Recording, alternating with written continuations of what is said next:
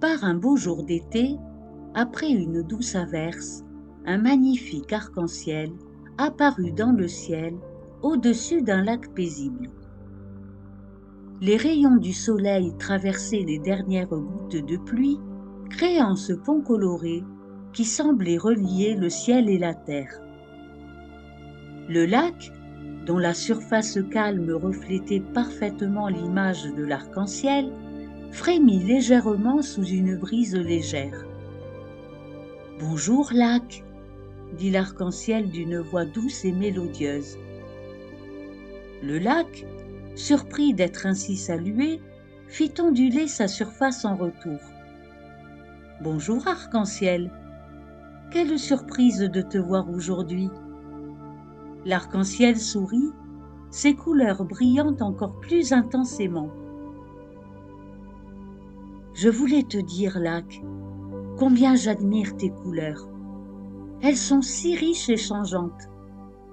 Tantôt un bleu profond qui reflète le ciel, tantôt un gris argenté quand les nuages passent, ou même doré lorsque le soleil se couche.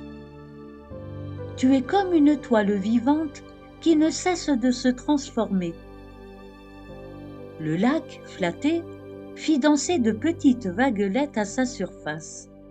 « C'est très gentil de ta part, mais tes couleurs à toi sont bien plus extraordinaires que les miennes. Regarde-toi, le rouge flamboyant, l'orange chaleureux, le jaune éclatant, le vert apaisant, le bleu profond, l'indigo mystérieux et le violet royal. Tu portes toutes les couleurs du monde en toi. Et il y a quelque chose de magique dans ton apparition, poursuivit le lac. Tu arrives seulement quand la pluie et le soleil décident de jouer ensemble.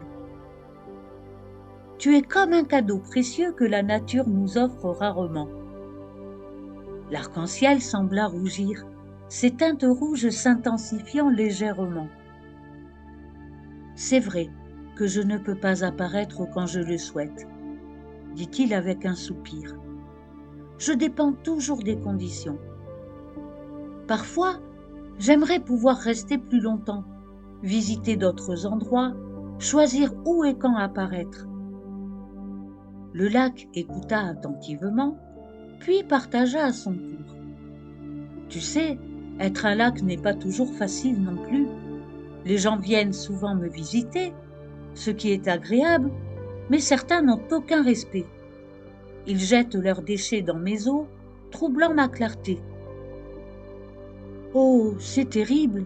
s'exclama l'arc-en-ciel. « Ce n'est pas tout, » continua le lac. « D'autres arrivent avec leurs bateaux bruyants, perturbant ma tranquillité et celle des créatures qui vivent en moi. Et les pêcheurs, ils viennent prendre les poissons que j'abrite et protège. Parfois, je me dis que je paie cher ma beauté. » L'arc-en-ciel resta silencieux un moment, contemplant les confidences du lac. « Au moins, tu offres tant de choses, » dit enfin l'arc-en-ciel. « Tu donnes de l'eau aux animaux, un foyer aux poissons et aux plantes aquatiques, tu rafraîchis l'air autour de toi. Moi, je ne suis qu'un phénomène optique. Je n'apporte rien d'utile, juste des couleurs éphémères. Je me sens souvent inutile. » Le lac frémit d'indignation. « Comment peux-tu dire cela ? Tes couleurs apportent de la joie et de l'émerveillement à tous ceux qui te voient. Les enfants s'arrêtent et pointent le ciel en criant de bonheur quand tu apparais. Les adultes s'interrompent dans leur journée chargée pour lever les yeux et sourire. Tu rappelles à chacun la beauté et la magie qui existent dans ce monde. » L'arc-en-ciel se sentit réconforté par ces paroles. « C'est vrai que j'aime voir les visages s'illuminer quand j'apparais. Et toi, tu offres tellement plus que tu ne le penses. Tu n'es pas seulement un réservoir d'eau ou un habitat pour les créatures aquatiques, tu es un miroir pour le ciel, un lieu de paix et de contemplation. Quand les gens viennent s'asseoir au bord de tes rives, ils retrouvent le calme intérieur. » Le lac ondula doucement, comme s'il souriait. Je n'avais jamais vu les choses ainsi. Et quand tu reflètes la lumière du soleil, tu crées des étincelles dorées qui dansent à la surface. C'est comme si tu offrais des milliers de petites étoiles en plein jour, ajouta l'arc-en-ciel.